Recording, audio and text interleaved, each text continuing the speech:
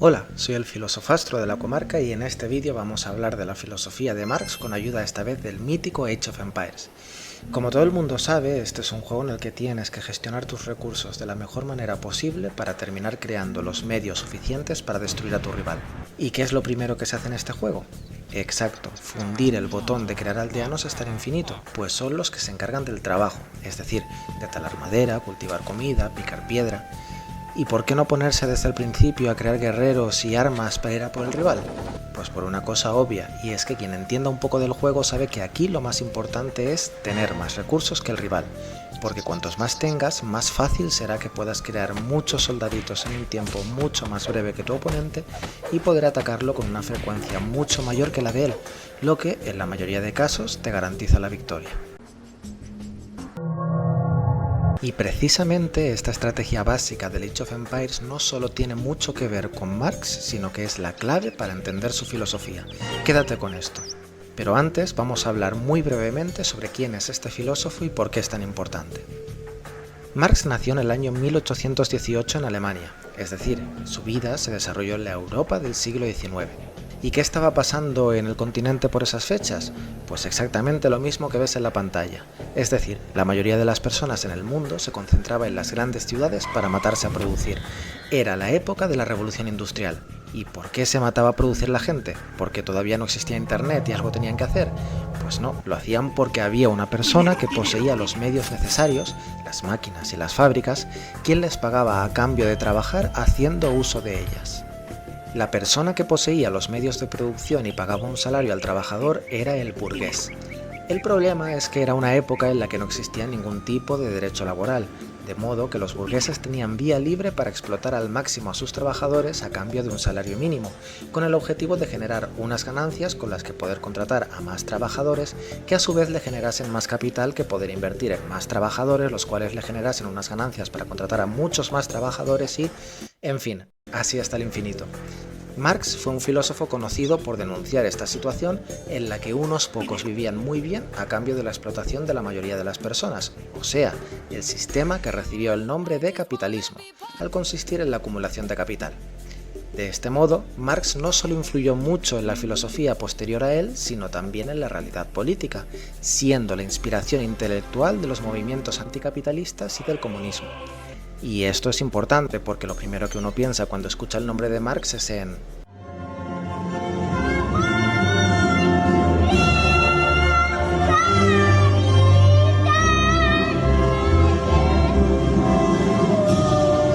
Pero para entender en qué consiste de verdad el marxismo, vamos a volver al juego, que nos lo va a explicar el aldeano Anacleto.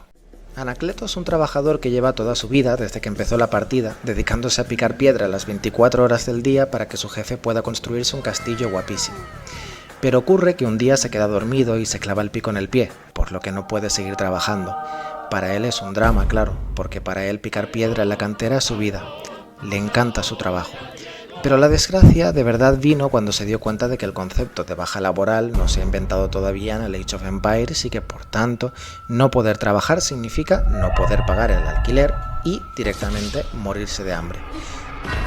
El caso es que Anacleto se va al bosque a llorar y por primera vez en su vida tiene tiempo para pensar, así que se le va ocurriendo lo siguiente.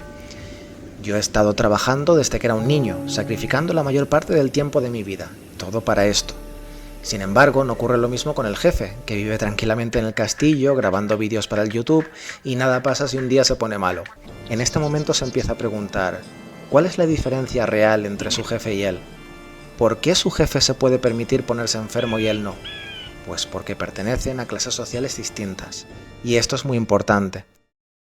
Allá donde se mira en el mundo, uno se da cuenta de que en todo lo que tiene que ver con el trabajo, hay dos clases de personas. Las que producen, los proletarios u obreros, y las que reciben los beneficios de lo producido, los burgueses. Es decir, en un sistema capitalista siempre observamos las mismas relaciones de producción, las que se producen entre obreros y burgueses.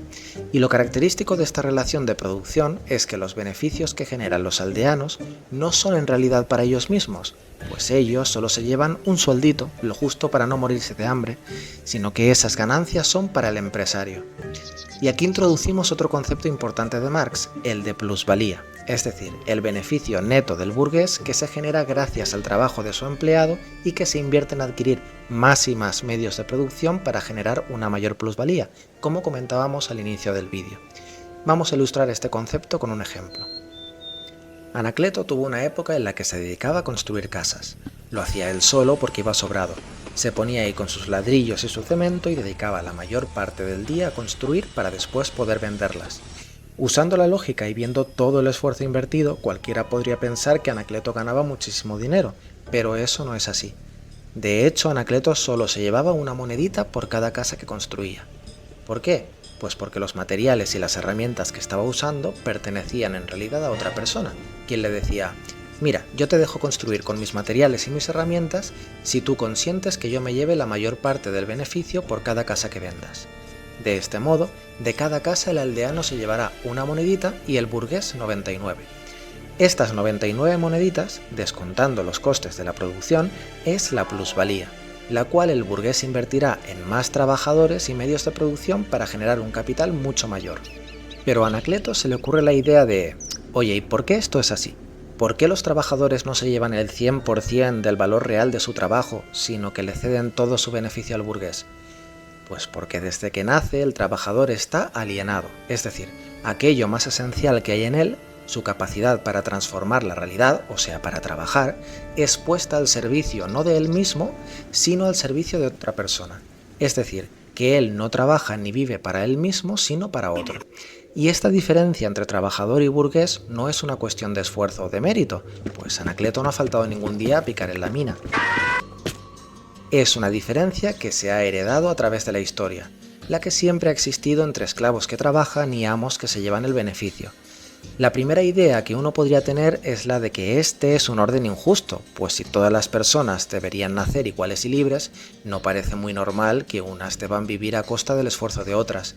Pero esta reflexión a Anacleto no le acaba de encajar, porque si todo es tan injusto, ¿cómo puede ser que nadie en la sociedad haga nada para cambiarlo?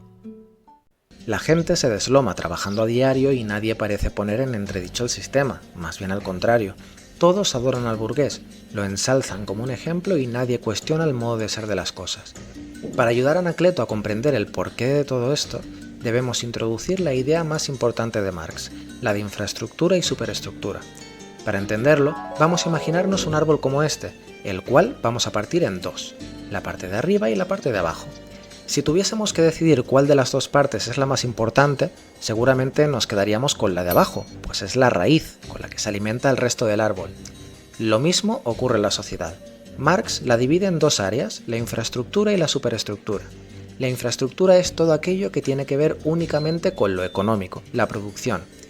La superestructura es todo aquel elemento dentro de lo que ocurre en la sociedad que no es de naturaleza directamente económica. Por ejemplo, la religión, la cultura, las leyes, etc.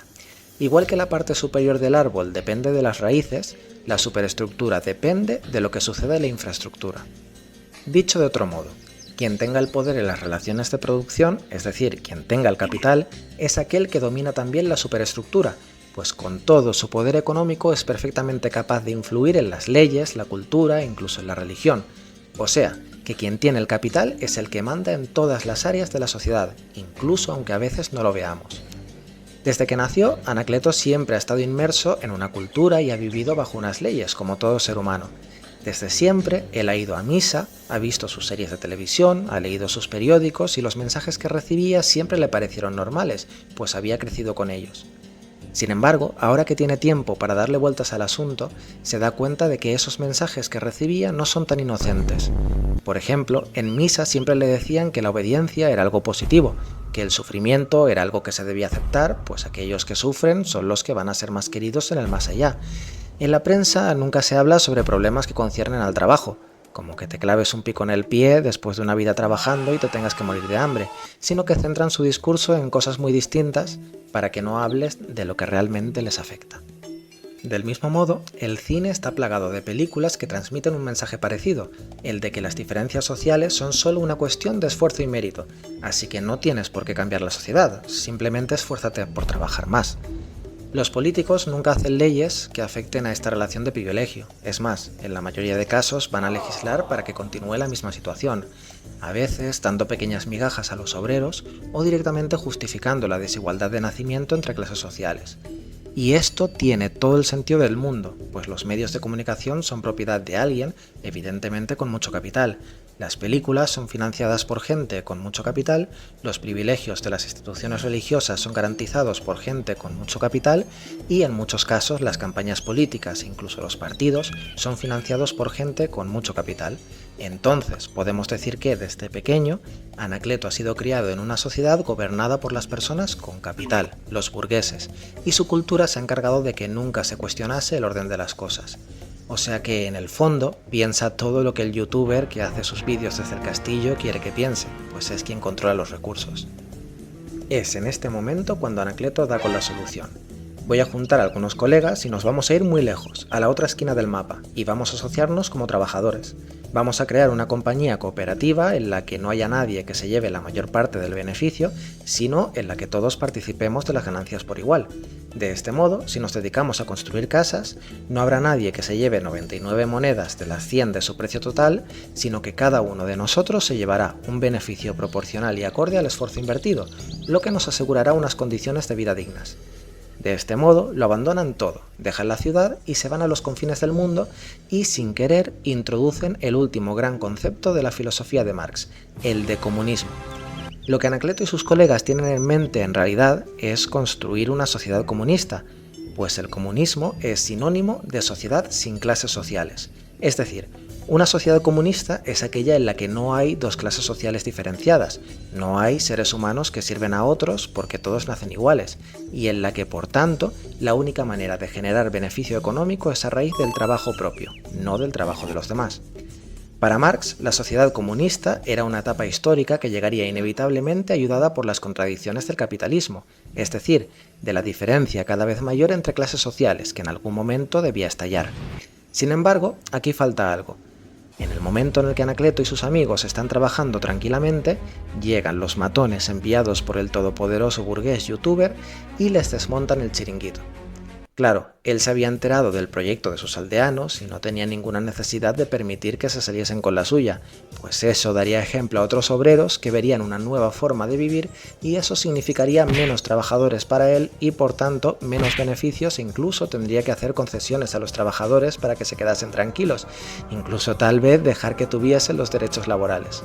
Así que le salía mucho más rentable emplear su poder económico para destruir lo construido por la cooperativa y emplear todos los medios a su alcance para que toda la sociedad pensara que no son más que unos peligrosos frikis radicales extremistas y que no hay que hacerles ningún caso. Así que, de vuelta a su bosque, Anacleto reflexiona sobre que si de verdad es posible una sociedad comunista, esta solo se puede dar a través de la revolución dentro de la sociedad capitalista, arrebatando al burgués aquello que le hace tener tanto poder y por tanto abriendo una etapa intermedia, el socialismo, en la que se crearía de esta manera las bases para una nueva sociedad igualitaria y para el fin de la lucha de clases. Pero esto da para otro vídeo.